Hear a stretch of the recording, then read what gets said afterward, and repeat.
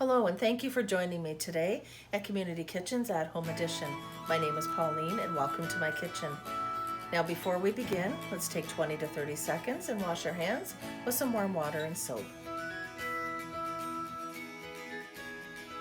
For this recipe, you will need 2 cups of flour, half a cup of sugar, half a teaspoon of salt, 1 tablespoon of baking powder, 1 cup of milk, 1/4 cup of vegetable oil or softened butter, 2 large eggs, and a teaspoon of vanilla.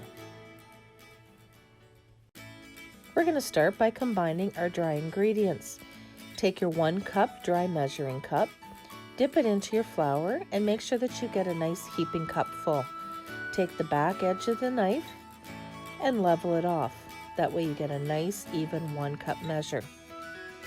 Next, we're going to add in the other dry ingredients, the sugar,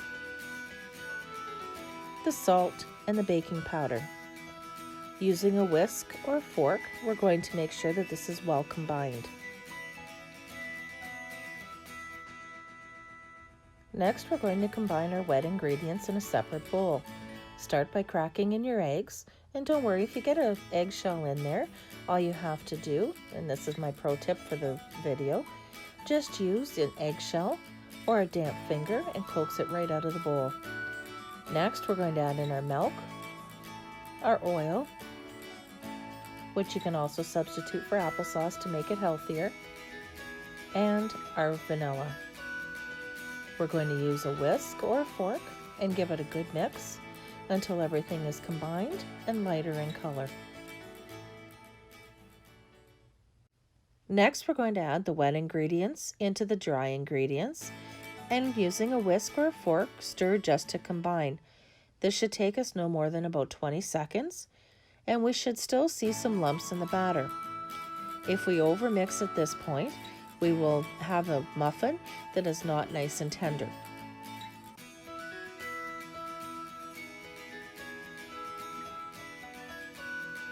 Now that we have our basic vanilla muffin recipe made, it's a blank canvas and you can add in anything you like. You can cook them the way they are. I've added in some dried cranberries that I soaked in orange juice. You could add in coconut, you could add in fresh berries, chocolate chips, anything that your family likes. We're going to scoop our muffin batter into our prepared muffin tins. We can either bake now, simply by putting in an oven that has been preheated to 500. Once they're in, turn it down to 400 and bake for 15 to 20 minutes. Or we can put them in the freezer the way they are, freeze, and then simply take out when you're ready to bake them. To catch new episodes, make sure you go to Algoma Family Services Facebook page.